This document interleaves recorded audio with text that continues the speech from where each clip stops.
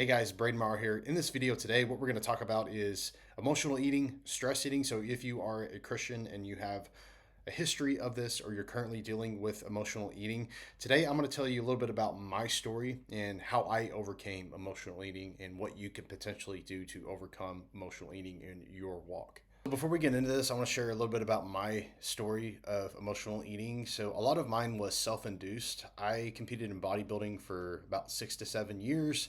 And what I would do is crash diet for these shows. I would severely restrict myself, get very lean for no good reason besides getting on the stage.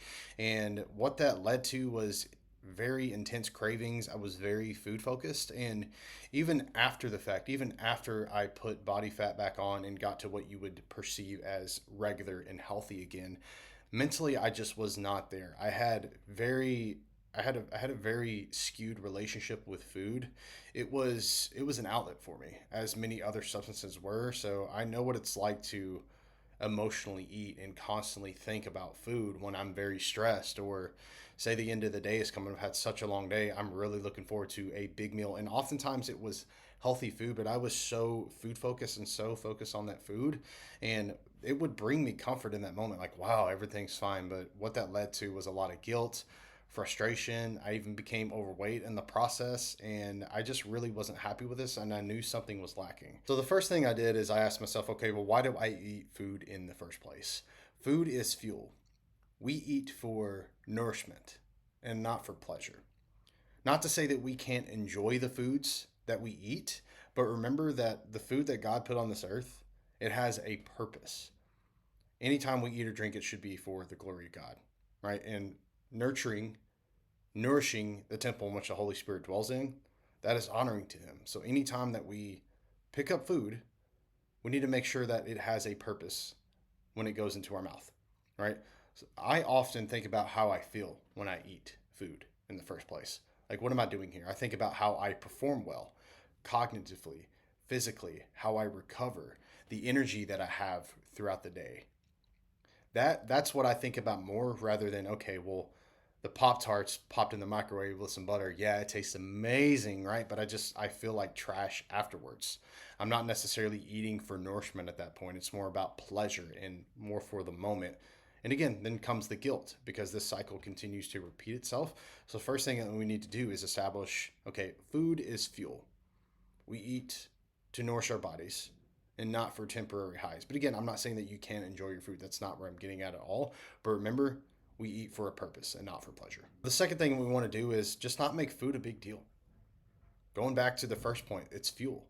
We don't have to over obsess about this. And I'm all for balance and moderation. Like, I don't think there's anything wrong with having something like ultra processed, say like an ice cream or something here and there. That's not really a big deal. But at the end of the day, like, we can't make it a big deal and can't hyper focus on that stuff so much. Remember that it's not going anywhere. Especially if you live in America, like, there's ultra processed food everywhere, right? And if you have something that does trigger you, we need to make sure that there is a boundary in place, not a restriction, right? The Bible is very clear that we are inherently rebellious. So saying that I can't have that, that's bad for me, that needs to, like, get out of my life. I'm on this diet.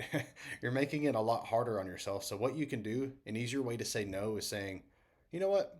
I'm okay. No, I'm good. I'm going to have this over here instead. So what you just did is you said that not that you can't have that, you're just choosing not to instead of rebelling against it and making it a lot harder on yourself. So don't make it a big deal. Now, emotional eating, it's not just going to go away. You can't just say, okay, I'm not going to emotionally eat and be like, just be fine in that moment, right? That's like with any bad habit, you have to replace it with something that is constructive. So a couple easy things that I could think of right now is reading a book, phoning a friend, saying a prayer and spending some quiet time with the Lord, going for a walk, lifting weights, petting your dog, like something constructive when that trigger comes up. And you could argue that this is coping, but at the end of the day, if you're doing something constructive that is helping you with your personal development, which everything that I mentioned there could most certainly help you, I don't see anything wrong with that. And this leads me to the last point, which is the most important thing. So emotional eating, whether it be stress eating, whether it be drinking alcohol, whether it be smoking marijuana, like any vice in particular, watching porn, usually it's due to a lack of love. There's something missing here. And anytime we're repenting, oftentimes we focus so much on that bad habit that we lose sight of what's greater. Something that my disciple Michael, who's actually the biblical counselor in my program, something that he shared with me in one of my own personal struggles with sin was, Braden, I think what you're doing is great. All these boundaries in place, and you're being on watch. You're fleeing. However, don't forget to focus on what's greater, which is what's above. Matthew 22:36 says, "Love the Lord your God with all your heart, and with all your soul, and with all your mind, and with all your strength." Delight in Him and focus on what's above and not just what's here. So when you have these moments of stress, triggers, whatever it is that's actually leading to the emotional eating, the stress eating, or whatever vice that you're struggling with, use that as an opportunity to lean on Him and grow closer to Him. It is an opportunity because, again, it goes back to just having a lack of love.